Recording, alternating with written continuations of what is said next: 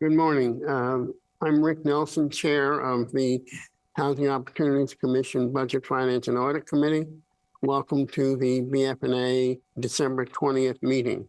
I have with me to my left is Commissioner Fran Kelleher. To my right is Commissioner Merkowitz. We will begin today's session with a call for a motion to approve the minutes of November 3rd and the minutes of the meeting of November 3rd and the closed session meeting of November 3rd. Is there a motion for same? I move approval of the minutes of the regular open meeting on November 3rd and the closed meeting on November 3rd. Second. All in favor, say aye. Aye. The motion is carried. The first item of business is the first quarter FY24 budget to actual statement. And I will have that subject introduced by our President, Chelsea Andrews. Thank you, Mr. Committee Chair, members of the committee, members of the public, and the HOC team. This first matter is an opportunity to review our FY24 first quarter budget to actuals. As you will note in the materials provided, we still continue to work our way through post-COVID as it pertains to our revenues and also, of course, some of the timing sequencing of our development fees. We are on track to improve these areas. Our development fees will be hitting our books within the next few months, and we have a very robust plan around both our property management and maintenance efforts to address those shortfalls, but it will take some time to get there. I would like to turn it over to our Senior Vice President and CFO, Tim Getzinger, and our Budget Officer, Terry Fowler, to provide more details. Thank you, President Andrews. Commissioners, for the record, my name is Tim Getzinger, Senior Vice President of Finance and CFO. Today, the finance team will be presenting on first quarter performance. Detailed financial data is available in the packets provided, and this morning, staff will be presenting budgets to actuals, budget amendments, unaudited financials, tenant write-offs, a request to renew the primary auditor contract, and property management will be presenting certain contract requests. The following is a summary of the financial position of the agency. Although there are fluctuations in certain areas, HOC's financial health remains stable. The Commission's net position decreased $9.5 million or 3.21% from last year. However, after adjusting the net income for unrealized loss on investment, HOC ended the first quarter with an adjusted net loss of $3.1 million, which is $2.5 million improvement when compared to an adjusted net loss of $5.6 million the same period of last fiscal year. Current and quick ratios increased from the fourth quarter, and they're sitting at 4.64 and 4.05 respectively, and improved year over year. Tenant arrearages continue to be an issue, and they are up $1.29 million from year end, and they total $10.8 million. However, please note that HOC has been provided with additional county rental arrears resources that will help to reduce these new arrearages by approximately 1/3 or $483,000. HOC has commenced lease enforcement for non-payment of rent and expects this trend to abate over the coming quarters. Reserves, including the general fund operating and property reserves, are both healthy. And please recall that last quarter, the agency established a debt service reserve for the new headquarters to help with the debt service. A review of our 9 revolving development funds in which we examine current year performance and project 2 years of activity also demonstrates stability and are projected to markedly improve, with commitment and development fees projected to be received shortly for Bower Park, Stewarttown, and Hillendale. Fees for Upton were received in the second quarter of FY24. As mentioned during the presentation of the fourth quarter FY23 performance, a large driver of FY24 performance will continue to be the timing of commitment and development fees, as just explained. but especially property performance, specifically rent collection, deferred maintenance, and utility cost. Looking ahead, HOC will implement certain property protocols, and it should be noted that the FY24 approved budget forecast strong commitment and development fees, as well as increased rental receipts due to the 5.8% voluntary rent guideline, and an increasing utilization of housing assistance payments, which is over 96% currently. These factors, as well as continuing to enhance property performance, will help to boost overall agency health. Finally, and after this, we will get to the actual budget to actual. The finance team has been working with PNC Bank, our banking partner, to convert non-interest-bearing accounts to a new product, which is called interest-bearing demand deposit accounts. These are essentially checking accounts that bear interest. During our analysis, we identified nearly 200 accounts and converted them earlier this month. These include both property accounts, which will be able to provide us with some cash flow, but will also strengthen some of their operations because some of it's going to stay with the property. Some of it will go through the waterfall and come to us. But it also includes agency accounts. Based upon historic cash balances, it is estimated that we will generate $6 million in additional revenue annually. This revenue will help to offset the aforementioned performance issues. And with that, I will be happy to answer any questions. Well, that last part sounded very good. I like the 6 million. Well, that's why I kept it to the end. I got that. Any comments? Correct. Thank you. Presenting the first agenda item, the budget to actuals, will be Terry Fowler, our budget officer. Thank you, Tim. Good morning, Commissioners, President Andrews, staff, and the viewing public. For the record, I am Terry Fowler, the budget officer. And as Tim mentioned, I will be discussing the first quarter budget to actual statements for fiscal 24. We go to page 19 of our packet. The agency ended the quarter with a net cash flow shortfall of approximately $3.2 million. This shortfall resulted in a first quarter budget to actual negative variance of just under $1 million when compared to the anticipated first quarter net cash flow shortfall of $2.2 million. The primary causes were lower unrestricted cash flow in some of our opportunity housing properties as a result of performance, coupled with lower income in the general fund that was partially offset by savings in various expense categories in the general fund. Staying on page 19, the general fund consists of the basic overhead costs for the agency. This fund ended the quarter with a deficit of approximately $3.8 million, which resulted in a positive variance of $527,000 when compared to the projected deficit of approximately $4.3 million. As of September 30, 2023, income in the general fund was $1.26 million lower than budgeted, and expenses were $1.78 million lower than budgeted. The negative income variance, as explained previously, was primarily the result of delays in the receipt of development fees. The development fees for Bower Park, the Leggett, and the residents on the lane have been delayed, and only a portion of Stewart Townhomes fee was received in the first quarter. As Senior Vice President mentioned, we have received the fees for the residents on the lane in the second quarter, and that will be reflected in February. And the majority of the fees for Bower Park and the balance of the fees for Stewart Town are expected in the next 3 months. So we will be reporting on those in future quarters. And final fees for Bower Park are also projected to be received by fiscal year end. There were also lower draws from the Opportunity Housing Reserve Fund for real estate personnel and pre-development costs. On the expense side in the general fund, the positive variance was primarily the result of lapse in salary and benefits coupled with savings in professional services, computer software, utilities, maintenance contracts, and savings in capital projects, which resulted in lower transfers from the operating budget to cover the cost of the projects.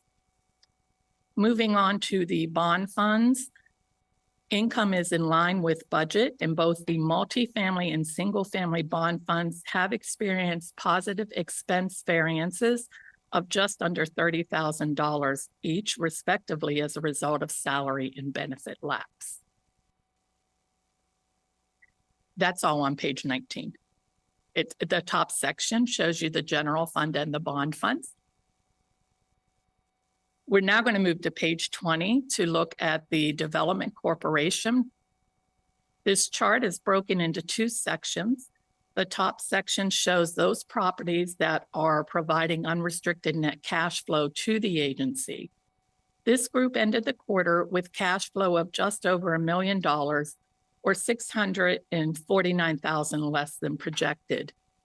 In our review, and as has been mentioned previously, the variance is often largely attributable to lower tenant income due to rents and higher vacancy, coupled with higher maintenance, bad debt, and utility costs. The higher bad debt is largely due to continual non-payment in some of our units, and this may continue as it will take some time to resolve that issue. The bottom section of the chart are properties that are not contributing unrestricted cash flow. This group generated negative cash flow of approximately $588,000, which is $432,000 greater than the projected shortfall. The primary cause is due to the RAD 6 properties, which are experiencing higher vacancy loss and overages in maintenance, bad debt, and utility expenses. Can I just hold you up there? Yes. Two questions. One, can somebody tell us what the issue is with Alexander House?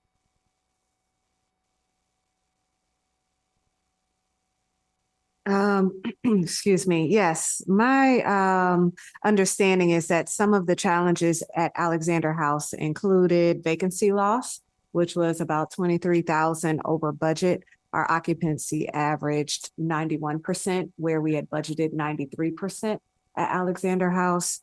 You may recall that Alexander House was also operating as a swing location for some of our redevelopment and renovation work happening across the county. So as residents were being moved in and out of Alexander House for those redevelopment initiatives, there still is turnover in getting those units back leased up. There also were some challenges in regards to bad debt and the cleaning and turning over of those units. So there were multiple properties where renovations were underway. Those residents were relocated to Alexander House. As we move those residents back, we have to turn those units over. And that's some of the additional expenditures that we incurred there. And then also, apparently there were some invoices that were at the end of 23 that got posted in 24. So towards the end of last calendar year, got posted at the beginning of this quarter and were reflected in Q1. And in terms of the RAD 6 group, are we making any progress? RAD 6 is definitely on our priority list. We're looking and working very closely with Edgewood, our property management team and maintenance team. It is an area of focus for us right now. I cannot indicate that we are seeing improvement, but I will say that it is definitely something that we're working closely on all aspects, including compliance with Edgewood. I'm sorry, I forgot my little. Go ahead. Last time when we were discussing RAD 6, I had questioned whether there's a structural deficit there, because in my 5 years on the commission, there's only been one report I've seen where it wasn't in a deficit, and that was being looked into. Has there been any progress on assessing that? This, apologize, I hadn't realized that was a question that was outstanding, but I will definitely circle back, Commissioner Kelleher, on that question. It is a difficult portfolio for us in many ways, but let me get back to the commission on your specific question related to how it is currently structured. Thank you. I guess my question would just be generally, with these properties, and I don't know when we project getting back to normal, but at least until then, do we need to be more conservative in our projections? Because it does seem like frequently we are coming in, in the red in terms of the variance. I do know when we did the FY24 budget, we did take the step to put together more realistic maintenance budgets, realizing that we'd have additional work at the properties. But again, until we get into the units, you're only estimating what that additional work is going to be. As far as the bad debt, we did leave the numbers higher than our historical averages. There was a hope that as we assisted residents over the summer, that we'd get back to more normal paying of rent, but we are still continuing to see tenants that are continuing to not pay. And until we can address that issue, it's very hard to get a realistic bad debt assumption in. But I do know that both asset management and property management and maintenance, as well as finance, are working cohesively to address these issues and work our way to get away from what COVID has put us into.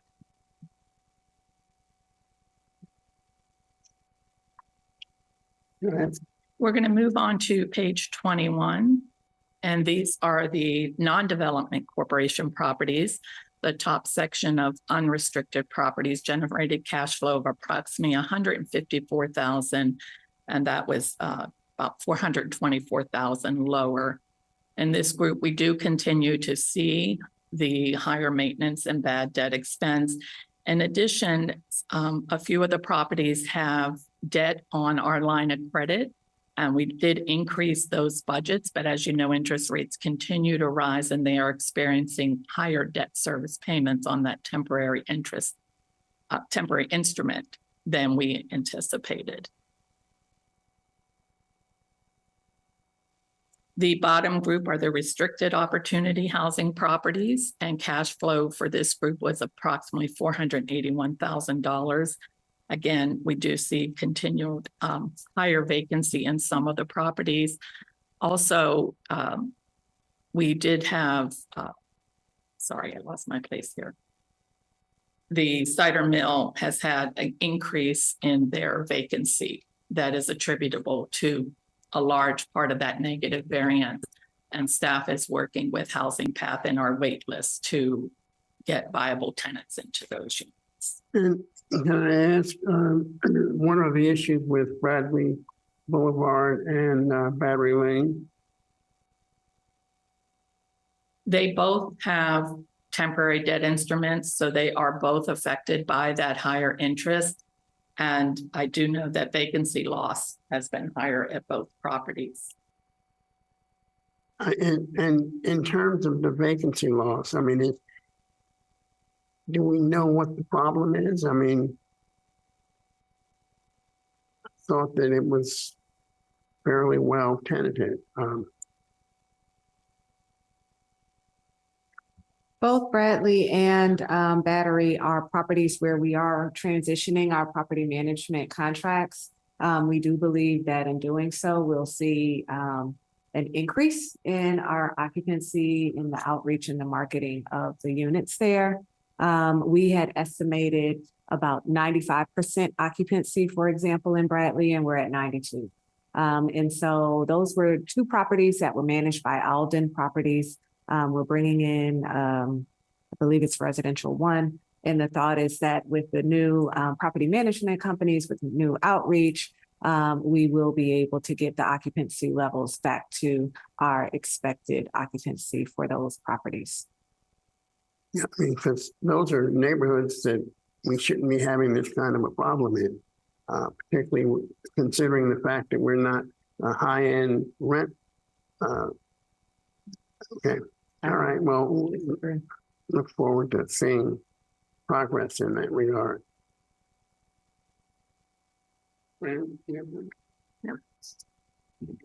If there are no more questions on the properties, we'll be moving to the public fund on page 22 of the packet.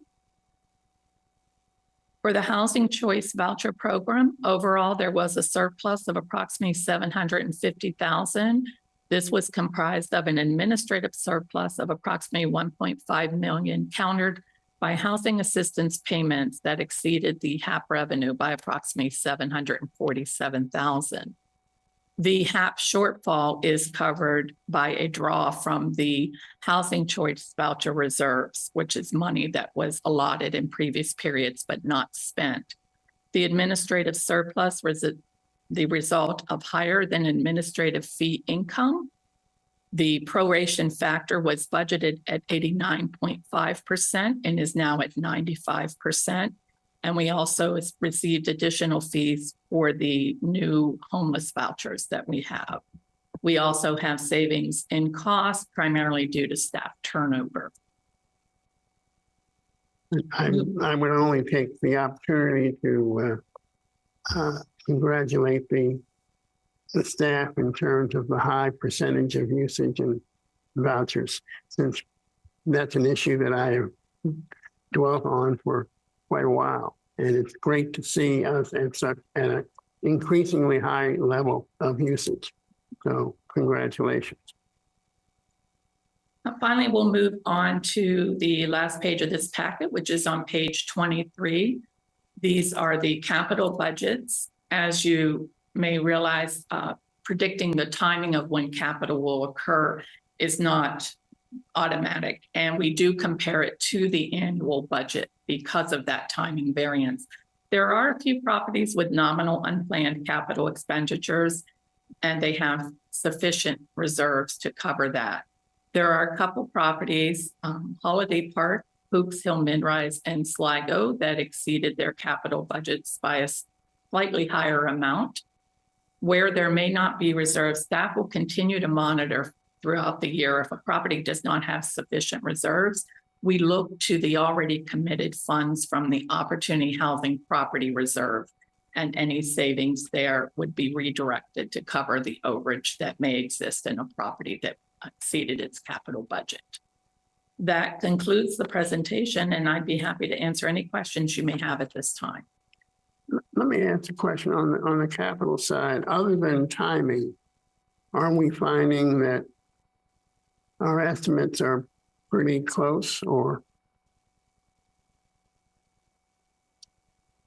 So far, and as you'll see, there's not too many areas where we're in the red. We really have been pushing our third-party property managers to deploy their capital budgets. You may see that there are some areas where they have not yet taken the steps that were outlined in the projected capital improvements for the year. And so our asset management team is actually, in terms of trying to avoid a later challenge with some of the maintenance, encouraging our third-party property management companies to get the work done, to get it on schedule. But as it stands, we're currently within budget for our capital expenditures. Well, you know, this chart is a little bit misleading because that column that shows variance is really just the balance between the first 3 months and the 12-month budget. So it really isn't a variance from what we had budgeted, correct? Yes, and we have always compared it to the annual. No, I'm not complaining. Right, no, but you're absolutely right. But if you look at the expenditures, the total budget is approximately 8.2 million. And if you look at what was spent, it is within 25%. So as President Andrews mentioned, we're actually, if you were to take 1/4 of that budget, we're underspent all, but there are a few properties that have had nominal expenses that have exceeded that. All right. And that is it for the comparison budget to actual. Yes, sir. Thank you, ma'am. Appreciate it. Any other questions related to that? Then we'll go to the next item, which is the proposed budget amendment, first quarter budget amendment. Thank you, Mr. Committee Chair. This is a request of our staff to make some minor modifications in our budget to reflect some specific rollover requests, as well as an adjustment to our budget to reflect some additional income that we've received from the county. I will turn it over to our budget officer, Terry Fowler, to provide additional detail. My computer just lost internet, so I'm going to borrow his. Thank you, President Andrews. Yes, the first quarter budget amendment is typically a pro forma amendment where we look at capital items that if a project was budgeted for fiscal 23 and not able to be completed, we do afford the ability to roll that forward. In addition, several of our smaller county grants were given 3% increases after the budget adoption for our budget. They are nominal increases. However, in order to appropriately bill the county, we need our system to reflect the actual budget. So we have increased our budgets for 4 of the county grants: the Housing Stabilization Grant, the Housing Locator Grant, and the 2 McKinney 14 and McKinney 10 grants. Finally, for the bond funds, we draw monies from the respective multifamily and single family bond funds to pay for the administrative cost of the program. If at year end there are savings in that cost, those funds that have already been drawn are held and reduce the next year's draw accordingly. So you kind of see a decrease and an increase, so there's no impact to the bottom line of the budget. The final change beyond the capital rollovers was presented at the commission meeting in December at Westwood Towers. Due to the fire panel failing, we have a fire watch that's going to increase the cost of the property by approximately $160,000. We are proposing to cover that by reducing the voluntary contributions to the debt service reserve. Just to remind you, the debt service reserve is something that we established several years ago for properties that are on instruments that are not permanent. We stress the debt at 6.5% to show that the property can support a full mortgage. So for Westwood Towers, we will be reducing that contribution into the respective debt service reserve by the $160,000 to cover the additional costs for the fire watch. When we look to the bottom line impact of this, because of the small increases in one of our county grants that increases the management fee to the agency, President Andrews asked about, we're increasing $430 above our balanced budget. So we will have that contributed to the general fund operating reserve to maintain our balanced budget. The total operating budget for this amendment will increase by $339.3 million to $339.6 million, an increase of approximately $289,000. And the capital budget will increase from $255,186,000 to $255,602,000, an increase of approximately $416,000. And I'd be happy to address any questions you may have. Any questions related to that? I would move that we support the staff's recommendation and send the proposed FY24 first quarter budget amendment to the full commission. Is there a I second. All in favor, say aye. Aye. Aye. Aye. Then the motion is approved unanimously. Yes. I supported the first item. It was my intention to support the first item. Oh, I'm sorry. Oh, you mean The budget to actual item. we needed to accept it? I will move that we Okay, accept Thank you. the budget to actual statements I will second. and send it to the full commission. All in favor? Aye. Aye, then it is approved unanimously. Thank you for calling that to our attention. The next item is the first quarter unaudited financial statement. Thank you, Mr. Chair. As our Senior Vice President, CFO, Tim Getzinger shared, we are reflecting a slight net loss. However, our financial health remains stable. Our current ratio as well as quick ratio continue to increase. I will turn it over to the finance team, Francisco Vega, our Assistant Controller, to provide more details. Good morning, Commissioners and viewing public. For the record, my name is Francisco Vega, Assistant Controller. The Commissioner's net position decreased by 9.5 million or 3.21%, primarily due to the net operating loss during the first quarter ending September 30th, 2023. If we could scroll down to page 30. The liquidity ratios improved due primarily to a decrease in the current bond payables, driven by scheduled bond redemptions within both bond funds, along with the decrease in the multifamily bond fund undrawn proceeds payable to additional bond draws for HOC at Westside Shady Grove, HOC at Shady Grove, LLC. In September of 2023, the current ratio was 4.64 as compared to 3.63 in June of 2023. The quick ratio also increased from 3.3 in June 2023 compared to 4.05 in September of 2023. If we can scroll down to page 37. Thank you. The total assets, excluding the deferred outflows, increased by 34.1 million or 1.68%. The decrease is largely due to a decrease in restricted and unrestricted cash equivalents, and investments, partially offset by an increase in mortgage and construction loans receivable, advances to component units, and accounts receivable and other assets.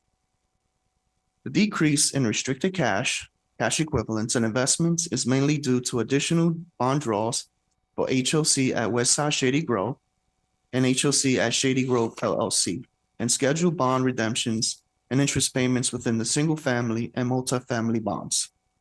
The decrease in unrestricted cash and cash equivalents is driven by a decrease in the general fund due to the payments of FY24 commercial liability insurance, property taxes, and Yardi annual license and maintenance for Yardi SaaS private cloud system, a decrease in Opportunity Housing Reserve Fund, and an increase in advances to several component units due to timing. The decrease in OHRF is largely due to bridge financing for HOC at Shady Grove and Hillendale Gateway, pre-development expenses, funding of HOC at CCL multifamily member equity contribution, and final payment to Hooten contract for Bauer Park renovations. An increase in total mortgage and construction loans receivable is mainly attributed to PNC real estate line of credit, advances for EH3, the Leggett, HOC at Willow Manor, and HOC at Upton 2, along with additional draws from the OHRF for HOC at Shady Grove, Hillendale, HOC at CCL multifamily member, and Bauer Park LP. An increase in advances to component units is mainly due to the timing of the payment and the reimbursements of capital and operating expenditures at several properties through the central disbursement system. This increase is partially offset by a decrease at HOC at Westside Shady Grove. An increase in accounts receivable and other assets is driven by the FY24 prepaid insurance, Yardi license and maintenance fees under the general fund.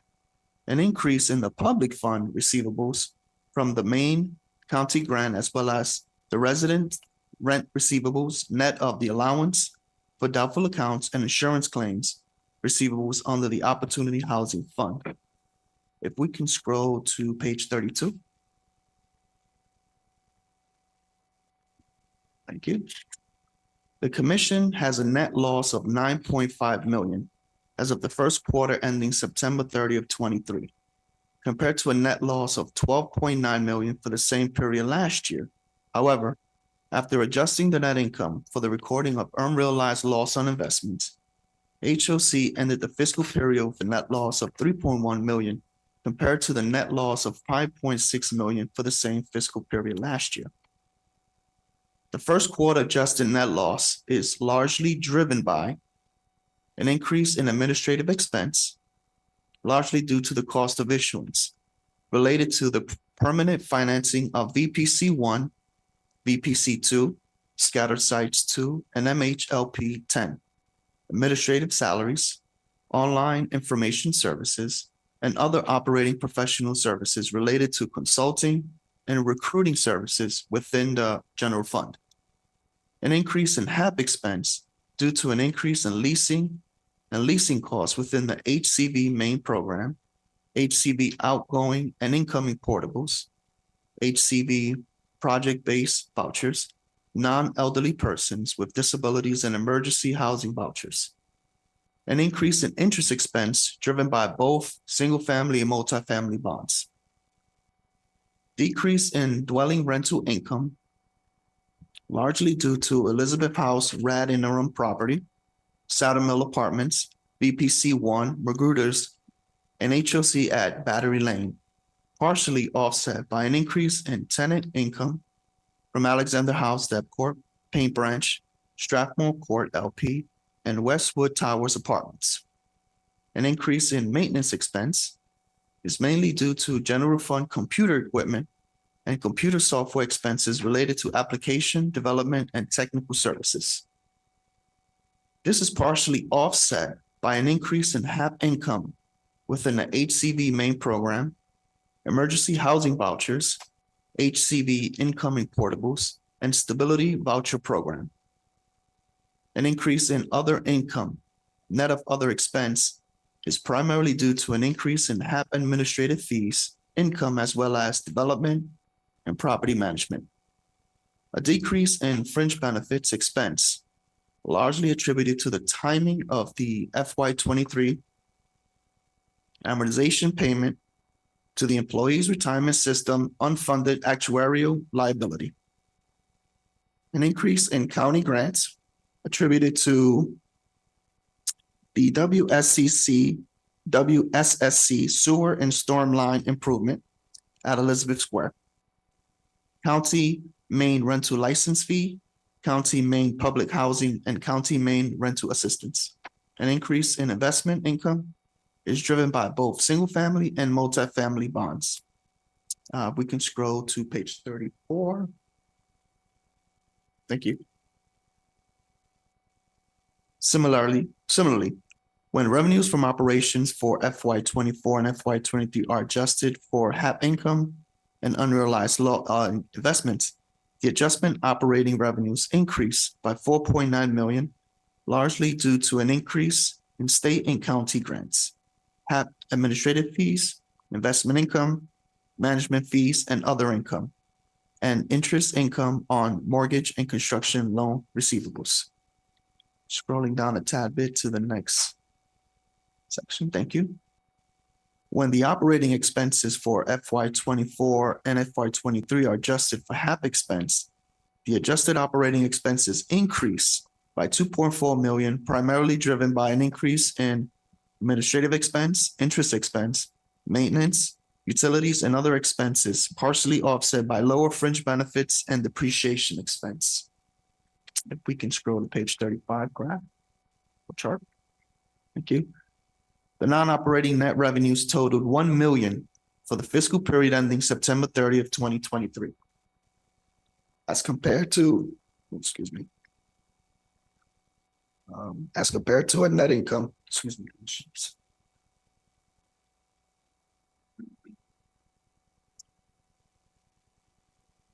as compared to a net income of $0.5 million for the same period last year. The increase in non-operating revenues is attributed to an increase in investment income, non-operating interest income on mortgage and construction loans receivable, and other grants, partially offset by an increase in non-operating interest expense. This concludes the financial statement presentation. If you have any questions, we'll be happy to answer them. One small question back. You indicated that Bower Park last invoices were paid out of the OHRF. Is that correct?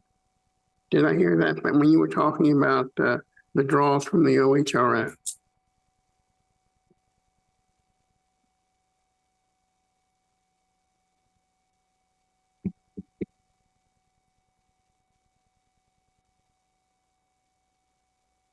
In regards to, are you talking about in regards to the increase in total mortgage and construction loans receivable? There were draws, I think, made against the current commitment for Bower Park. But I thought it was in the context of, he said, I thought I heard that it was a draw from the OHRF. And I'm not sure why there would be a draw from the OHRF. Maybe I misheard it.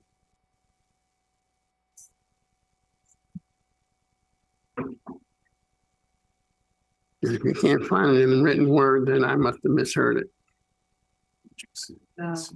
Commissioner Nelson, of course, I was just trying to get some additional information as quickly as possible. The funds that were used to pay the remaining invoice with Putin was not from the OHRF. Okay. Replacement reserves is what covered that expenditure. All right. Thank you. Sorry. Any other questions? But go ahead, Frank. I have one question.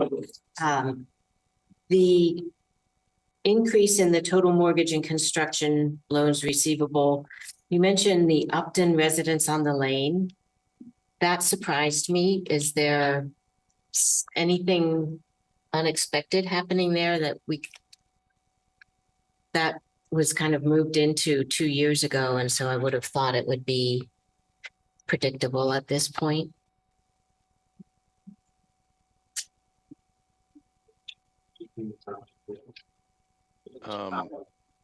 This is Zach. When it converted to the perm, we were able to support some additional senior proceeds. So that may be what you're seeing. So the conversion obviously took place took place at the end of construction and lease up. Okay, thank you.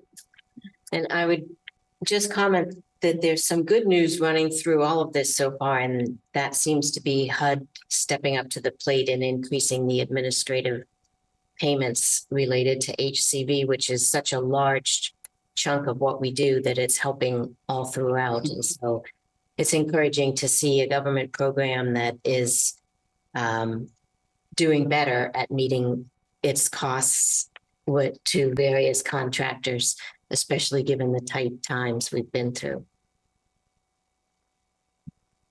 I'm glad that Commissioner Nelson is getting some final questions on the OHR.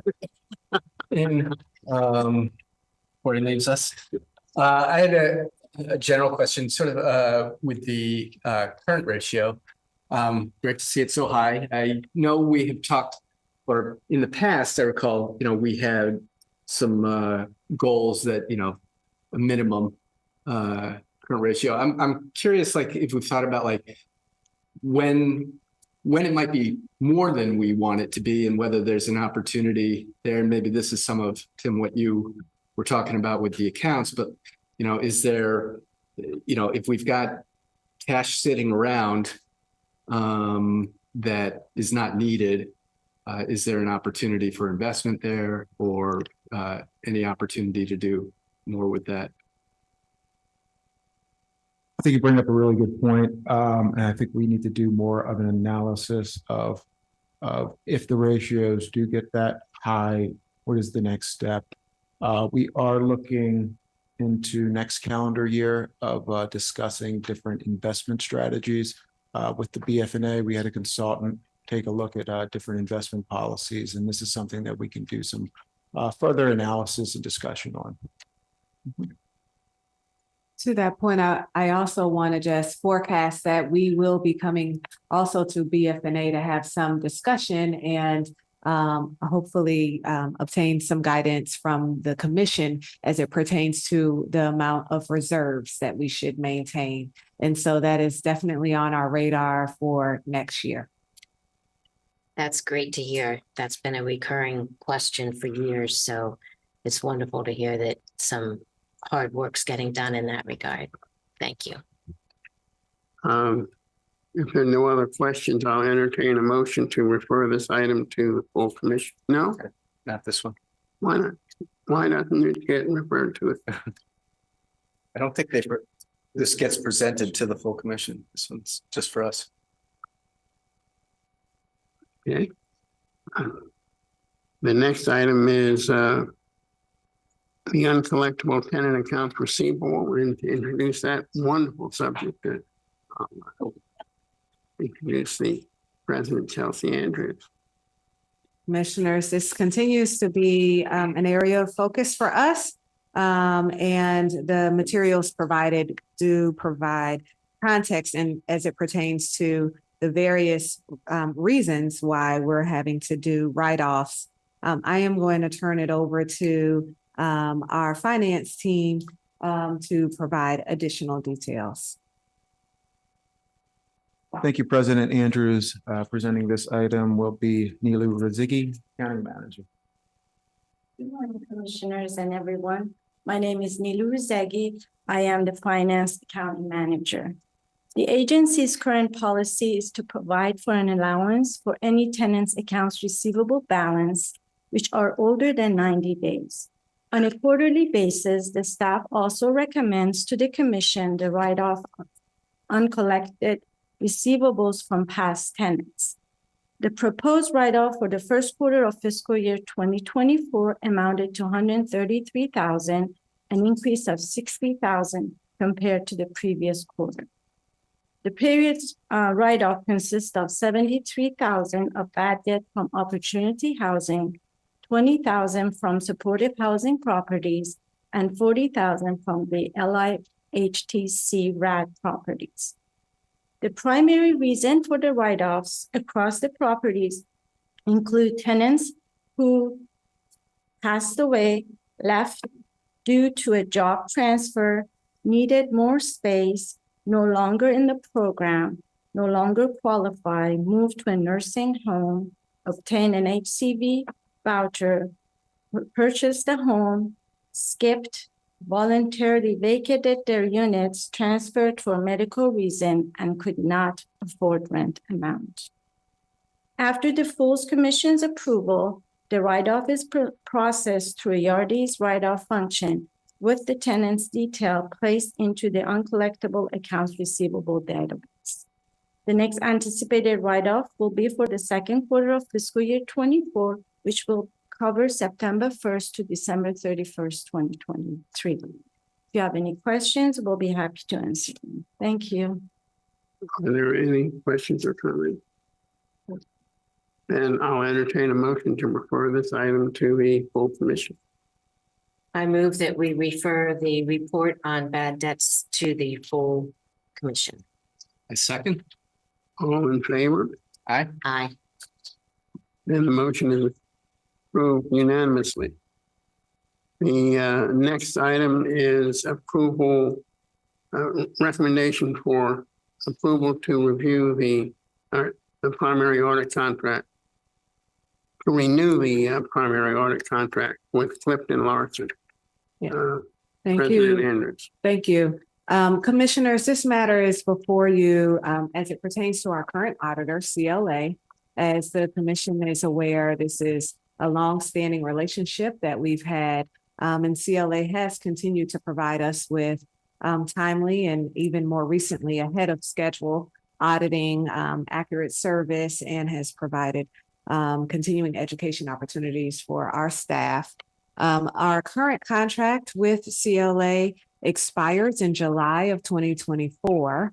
However, there are multiple option years affiliated with the contract. To ensure that we are able to properly go out and procure, go through that process, and also to allow for some consistency as we're transitioning staff in our finance team, we are requesting the committee's support to move forward with a one-year extension of this contract. I'll turn it over to Tim Getzinger, our Senior Vice President and CFO, to provide any additional details. Thank you, President Andrews, Commissioners. Again, for the record, Tim Getzinger, Senior Vice President of Finance and CFO. The purpose of this next item is to request BFNA support to renew the primary audit contract with Clifton Larson Allen, also known as CLA. For an additional year, HOC in its sole discretion has 3 one-year renewals available on the contract. Staff requests authority to utilize the first of these available one-year options. As the president mentioned, the contract expiration date is July 1st, 2024, and if this request is approved, it extends the contract through July 1st, 2025. First off, some background and some context. CLA is a leader in the auditing community.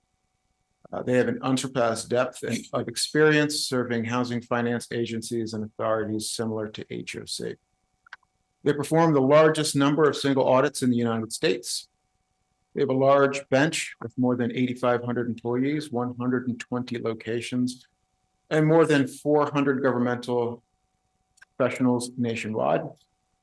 They serve more than 4,200 government entities across the country, including some of the largest housing authorities and finance agencies in the country. CLA has served as HOC's primary auditor since fiscal year 2005. The current principal for the engagement has been the lead principal for the last 8 years.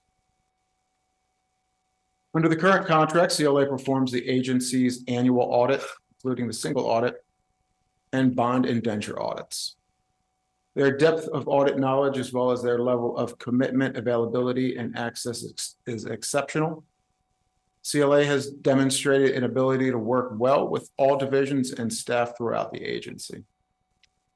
Staff believes CLA offers the agency a solid combination of government and real estate expertise and will continue to provide high quality and efficient audit services. CLA has met all required auditing and reporting deadlines and provided technical assistance for no additional fees. CLA has also partnered with the agency to deliver increased transparency, providing draft financial documents and single audit materials far in advance of regulatory due dates to allow the commission for review and feedback. The current contract provides a FY24 audit fee of $245,424. In addition to this base price, staff is requesting a 20% contingency be built into the contract to account for potential additional services rendered. If approved, the maximum contract price for FY24 would thus be $294,508. In addition to CLA's proven track record, the organization has been a beacon of stability and reliability to HOC. HOC is in and has undergone a period of change. These include changes in leadership, the leadership team, staff, where and how we work, strategy, and a change in commissioners. HOC has implemented certain strategies to involve more HOC team members to become more learned in the single audit and ACFR, annual consolidated financial report process. And CLA has helped to foster a proactive learning environment. More work needs to be done to strengthen these redundancies to ensure continuity of operations. And staff believes that continuing to partner with CLA will help to provide stability and improvements to internal controls, agency operations, and ultimately how we deliver on our mission. Aside from their expertise, familiarity with HOC, helping to foster a transparent environment, a culture of learning and stability, I would argue that the primary focus for the finance team for the upcoming calendar year should be working with asset management and property management and other divisions to address COVID's lasting impact on agency operations to help turn it around. And with that, staff requests BFNA support to renew the primary audit contract with CLA for an additional year, and I would be happy to answer any questions. Any questions or comments? If there are none, then I will entertain a motion for sending this recommendation forward to the full commission. So moved. I second. All in favor, say aye. Aye. Aye. Then the motion is approved. Thank you. The next item is the extension of property management contracts Yes, thank you. Commissioners, as you all are aware, we are undergoing an extensive and robust procurement process for our third-party property management companies. That includes, of course, reviewing multiple proposals, but also transitioning as deemed appropriate when new awards are issued. And so to manage that timing and that sequencing, we are asking for a brief extension of a number of our current contracts so that we can ensure that staff properly transitions companies as well as has an opportunity to do the full due diligence with the next round of procurements. I'm going to turn it over to our Vice President of Property Management, Ali Ozair, to provide additional details. Thank you, President Andrews. Good morning, Commissioners. Right. I'm here to present and request for approval to extend the property management agreements that are currently set to expire during Q1 of 2024 through June 30th, 2024. This extension is to allow sufficient time to procure management services and thoroughly review the request for proposals received. The additional time will enable staff to engage in thorough discussions with respondents, address any queries that may arise during the review process, and ultimately make a well-informed decision in the best interest of our organization. On page 54 and 55 of the package, you will find the list of properties that are impacted. These properties are managed by Edgewood Management and Residential One. The issue for your consideration is whether to join the staff's recommendation that the BF&A committee authorize the president of HOC to execute extensions of the property management contracts with Edgewood Management and Residential One. There will be no adverse impact to the fiscal year 24 budget, as the costs associated with these contracts are already included in the property budgets. If you were to approve this request, we will present for formal approval at the January commission meeting. With that, staff's recommendation is to approve the extension of the property management contracts. Thank you. Are there any questions or comments on this item? Then I will entertain a motion to send this forward to the full commission. I move that we send to the full commission the extension of property management contracts. A second? All in favor, say aye. Aye. Aye. The next item is a recommendation for a property management contract for Hillendale Gateway. Yes, thank you, commissioners. As we continue to move forward with Hillendale Gateway, there are a number of items that will be coming before the commission. This is one of them as it pertains to acquiring our property management company for this property. As you will see in the recommendation before you, there was a procurement process, and Bozzuto, excuse me, is being recommended as the third-party property manager for the property. I will turn it over to Leo there to provide additional details. Thank you. For this item, as President Andrews stated, I'm here to present and request for approval to select Bozzuto as the property management agent for Hillendale Gateway Development. On August 30th, 2023, we issued a RFP soliciting responses from firms to provide property management services for Hillendale. We received 4 responses from Bozzuto, Edgewood Management, Capri, and Habitat. After review of the 4 proposals, staff recommends that the committee allows the president of HOC to negotiate and execute a property management contract with Bozzuto. The term of the initial contract will be 2 years with 2 optional 1-year renewals. During the development of Hillendale, Bozzuto will provide advisory services at no cost. Approximately 3 months prior to the delivery of the building for occupancy, Bozzuto will be paid a flat fee for leasing based on an agreed upon leasing schedule. Once stabilized occupancy is achieved at 95%, Bozzuto will be paid a per unit per month fee for all occupied units of $58.33. The issue for consideration is whether BF&A committee wishes to join the staff's recommendation to allow the president of HOC to negotiate a contract to award the management agreement contract to Bozzuto for the Hillendale Gateway development. Thank you. Do we normally do a flat fee for leasing? I'm not sure how it's been done historically within HOC, but usually in past like that's how I've done it, but can't speak for HOC. I think that what's being recommended is prior to the delivery of the building. So that pertains to the marketing, the outreach that happens before we begin the actual lease up. process. And once those units begin to get leased up, then we transition to the per unit rate of $58.33. One of the key lessons that we've learned from both the Leggett and the Laureate is that getting ahead of the curve, getting marketing out, materials out, and really positioning ourselves in the market for a great start is imperative. And the only way to do that, obviously, in the beginning stages before people are moving in, is to negotiate a flat fee. Can I see the slide before this, please?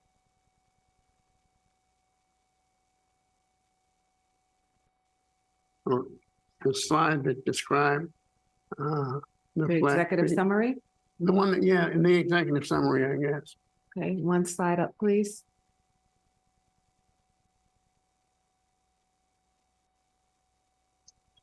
Thank you.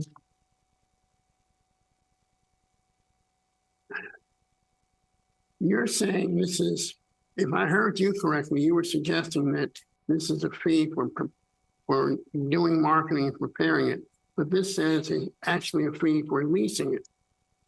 So Right, it's the initial lease up fee. So before the property gets to its stabilized occupancy, Yeah. that's when we would transition to the per unit fee. Prior to that time, there's all of the outreach efforts to get the property to proper. No, I mean, I level. guess the question I'm asking is that, and I agree we need to market it before it's ready for tenanting and hopefully be as successful with the marketing as we were with the Laureate.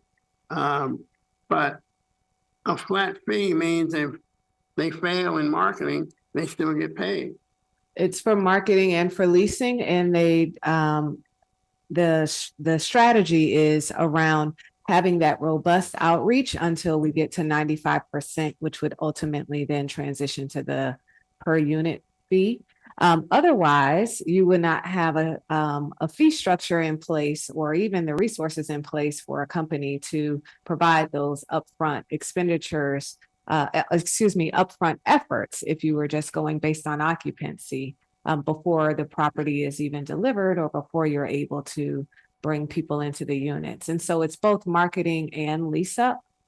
Yes.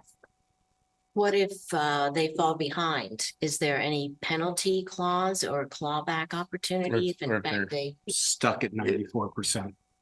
So there is a leasing schedule that we're working with Bozzuto to finalize, and the fee will be contingent upon achieving that leasing schedule. The fee will be contingent upon, so it's not, okay, I guess, I mean, that answers my question, I think. My concern is if in fact the contractor just doesn't perform as well as or within a range in terms of our expectation, that we don't just write a check. Yeah, there's a flat fee that will be paid, but we'll have language in the contract that there's a leasing schedule. It's contingent upon you hitting these metrics, these deliverables. And if they don't, we'll very clearly outline what the repercussions of that may be. And is that how we did the Laureate? Unfortunately, I don't know if that's the approach that we took there. I would have to circle back and go back to the team to give more, to get more context. But this is definitely, of course, we're entering into a new market here. And so the thought around bringing Bozzuto in early, positioning ourselves and ensuring that we have a very robust upfront plan is how we're approaching this. At the Laureate, we benefited from, of course, the daily that was already established. And I believe we can get back to the commission and provide those details at the board meeting in regards to how this strategy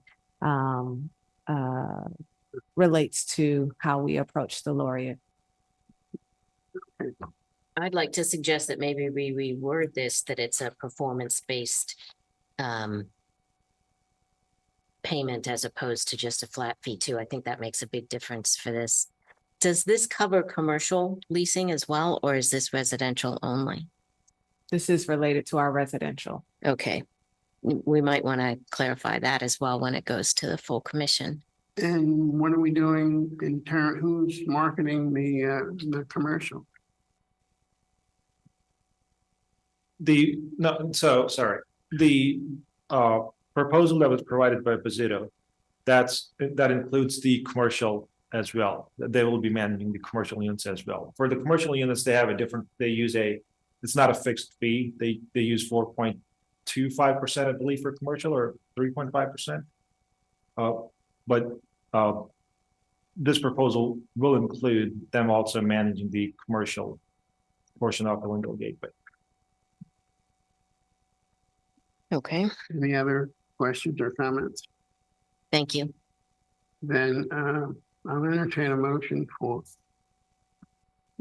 forwarding this to the full commission. I move that we forward this to the full commission with the clarifications we discussed. Second? All in favor? Aye.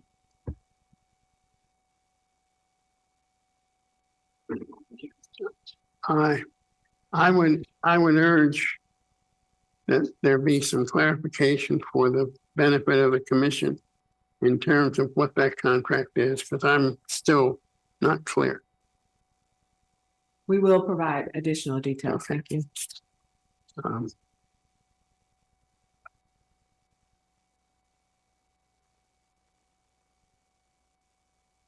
The next item is a proposed protocol for future audit presentations. This is an item that has been suggested by a member of the committee, and I will open the discussion to Fran Keller. Thank you, Chair. This is actually a very simple resolution that seeks to formalize a process that's best practice of having external auditors present the audit reports at the end of their work. This resolution basically specifies that in a draft meeting to the commissioners, as well as the final report at the open meeting, both be presented by external auditors staff, either in person or virtually, in order to assure the objectivity of audit reports. And it's the best practice to do so. And I would just offer this resolution as our policy is how we're going to do it going forward. Any other comments? Is there a motion for this resolution? How were we doing it, or how have we been doing it? For most of my tenure, it has been done by the auditors presenting the report. The past 2 years, staff presented the auditor's report. There's a inherent conflict of interest in that structure because the people who were audited are presenting the audit report as opposed to the auditors who performed the external audit. I think historically, what we've done, it's gone through some changes, as I recall over the years. It started out that, or not started out, my memory goes back to when the auditors presented the audit to the committee. And a couple hours later, the auditors presented it to the full commission. We then changed it to try to get the timing so that the audit committee and the BF&A committee could have time to go through the audit. And we worked, and I give credit to the staff this year, having worked very well with the auditors in getting that material to the committee and the commission well in advance.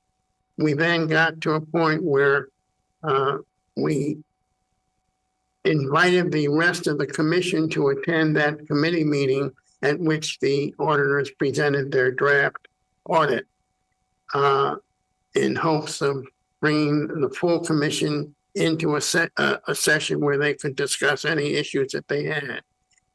That was not overly successful in terms of being able to get full participation by all the commissioners. And we still have that session is a very valuable one in that you can discuss the various issues related to the audit and hear a full report in terms of the audit. I believe this resolution is partly designed to ensure that the commissioners who haven't had the benefit of that conversation in a face-to-face with the auditor has the opportunity to hear from the auditor what the auditor thinks are the highlights of the audit, and to in fact have it presented to the public who might or might not be reviewing. So I think that's sort of the intent and a rough background of what our practice has been. Excellent summary. And when we say nearly complete, I guess That's the draft audit that they. okay. I wasn't sure if it needed anything more specific or. When the auditor meets with the committee to discuss the draft, it really is an opportunity for discussion and the potential for some changes by the auditor if it is seen fit to make changes based on that conversation with the commission.